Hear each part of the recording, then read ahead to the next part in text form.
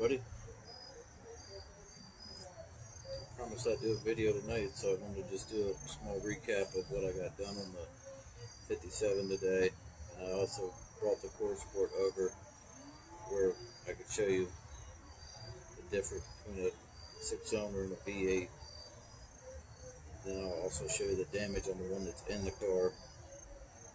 Now that I look at it, I may be able to straighten it, so we'll see which one I end up using. So let's check out the 57.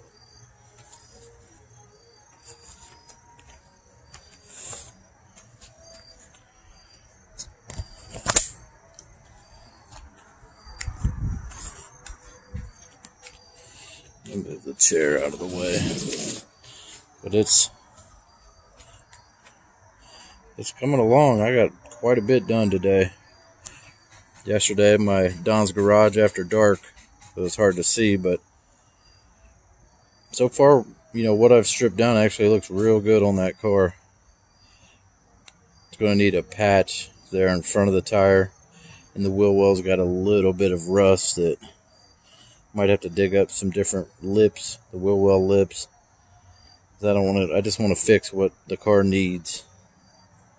But the core is actually pretty straight. The door's pretty straight. It's got a couple little weird little dents and dips in it here and there.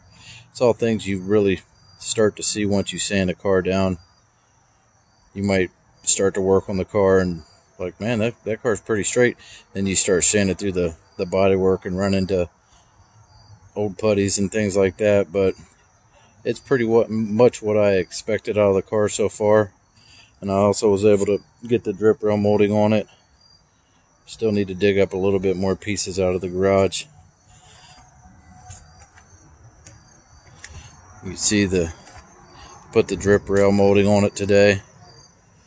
And the gap in between of the top of the wing window and the roof, that takes like a real thick rubber molding the whole way down. And it got me kind of thinking today when I was looking at the car, like, I wonder when they first built the car, because they wanted the roof, the window to match the back window. They probably designed it, and then once they got it together, they're like, oh man, we got to put a seal in there. Or maybe they wanted the seal all along, I don't know. It just kind of got me wondering. And that piece of trim right there, I have it. It's up in the top of the garage. I got to move cars out to be able to get up there. The whole top of my garage is like got a floor in it, and it's got parts. So that's where a lot of my Nomad stuff is. But I'll probably start stripping some of this nose, and I might do the tailgate, and then I'm going to spin this car around just so it's a little bit easier. I'm working right next to the garage where all the sandpaper is, and primer, wire wheels, electric, everything. Plus, when I walk out of the house, I'll be able to see, you know, the finished product, at least what I'm trying to do right now. Or, you know, eventually I want to do the body work on this car once I get it running, and I want to paint it back all that original, I think it was colonial cream, but this car had a black top, but I'm not going to two-tone it. I want it to be all solid yellow, and I want to lower it down too. I know it's missing a lot of parts and pieces. And it's funny, I got that 55 convertible, the Oldsmobile, listed on my local Craigslist, and a guy come down today and looked at it. And I'm like, man, you look familiar. I said, you bought something from me before? I said, I sold you some Nomad glass, didn't I? And he goes, yeah. I said, man, I need that glass back. And he was like, well, no, I need it because I got a 57 Nomad. I need the glass for it. So he don't know yet unless he watches this video when I put it on. I'm going to tell him just to bring me that glass, and he could have that convertible, keep his money. I'm going to call his bluff, you know, because he's one of them hustlers. He always tries to hustle somebody. So just bring me the Nomad glass. I'll give you the convertible. That convertible ain't worth much. It's too rusty. So we'll see what happens. But chances are that I might get rid of that 57 or the 55 Olds convertible tomorrow. He's got a 56 convertible, and he might use it to try to make his car a convertible. We'll see. So this is a core sport I got from the Junkyard 57, and you can see the position, the wings. That's where your radiator bolts to, and you can switch that cradle around, but you see all these bolt holes through here. this is where your filler panel bolts that seals off your core support to your inner fender well. So if you flip this around, you won't have the bolts. See how that side don't have no bolts? That one right there holds your battery tray up. So to have a 6-cylinder one, you have to start with a 6-cylinder one, or to have a V8 one, you have to start with a V8 one. That's an original 6-cylinder one. And it's real nice and straight up here. Both sides, even all the way across the top. That's a real good core support. It'll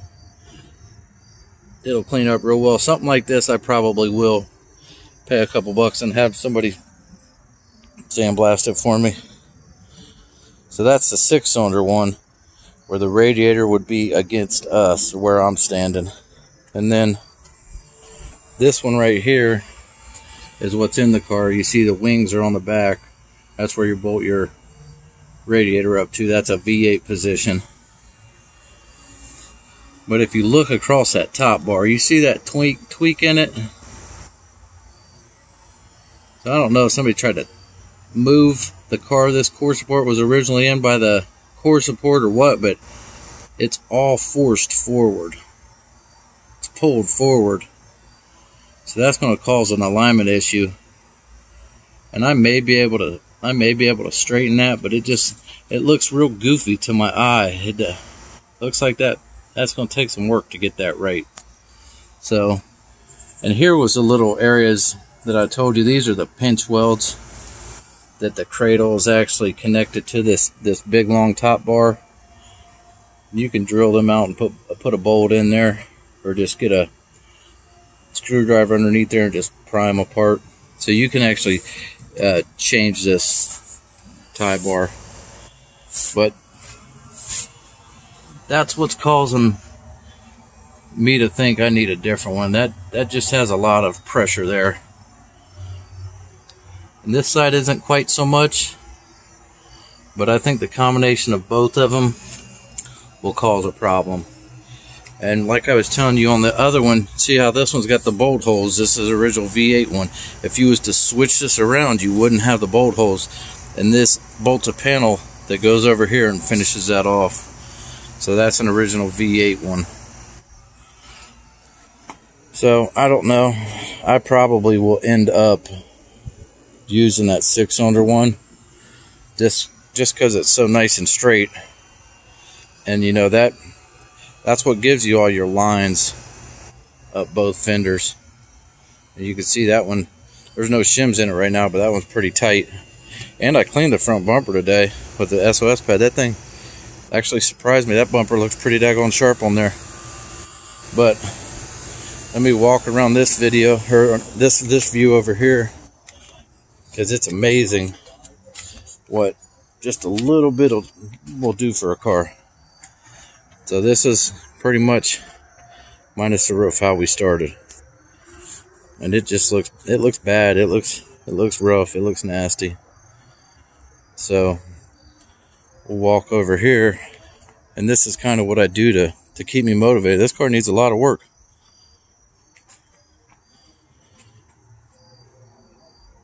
You can start to see that's starting to look pretty clean. You know, you could see what's good, what's bad. So we're getting there. It took a lot to get that car sanded down. And after I sanded it down, this car was the original yellow that you see on the trunk lid, the Colonial Cream. Then it was painted black, and then it was painted silver. So it was painted 2 additional times past the factory. So that's the progress report for today. I got my oldest daughter working on prototypes. I was asking her, these are stickers, I was asking her if I took a picture, if she could actually make a sticker that looked just like one of my cars and put it on there. So we're starting to work on some stickers. But this is where we're at. It's got some pretty crazy things going on. I don't know if they tried to beat the clips out of that hole and that hole, but I tried to start straightening them out, and it was making the metal want to actually have a big Audi, so I just backed off it. One thing on these cars, the metal's so thick, you really gotta take your time beating on them to straighten dents out, because you'll actually stretch the metal to where it pop cans. It goes in and out. So in my experience, I'm not a professional body man, but I can make cars look pretty straight. You don't get in there and start beating something to death trying to get it to straighten out. And all that I just showed you is hidden by the trim anyway, so I might weld it up. I don't know exactly what I'm gonna do with it yet, but I didn't like how it was acting when I tried to straighten it out, like it was trying to beat the quarter panel out, and we're going backwards at that point for something that's superficial, that's not even going to be seen. So that's where I'm at. Little progress report on the car. And I showed you last night the horn ring, but it was so dark out. What a beauty.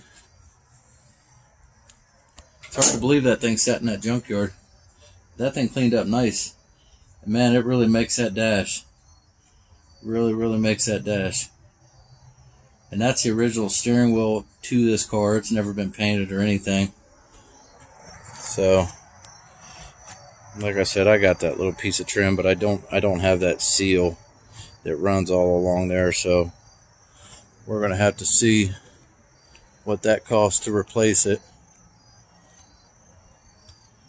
And another thing, while I'm here, this car originally come with a rear antenna, so that was kind of cool when I finally realized that. And I'm actually going to put it back to it. It's got a hole up there on the front fender, but I don't think them are the original fenders. But interesting enough, underneath that black panel, them front fenders, they're the same colonial cream yellow. So I told you guys it'd take a while. We're moving right along, but we still got a long way to go. I'm supposed to meet with the guy tomorrow and look at some of the side trim. I've got the piece for the door. I need the front fender. I need the long lower quarter panel and the 57 Bel Air insert for the quarter. I got the upper pieces to the quarter panel. And maybe I'll get some glass from that guy. I'm going to try to hustle him a little bit. He likes to hustle, so we'll see what he says. Thanks for watching all my videos. I really appreciate it, and I truly enjoy all the comments from everybody. You guys stay safe out there. Like, comment, subscribe. I'll catch you guys on the next video.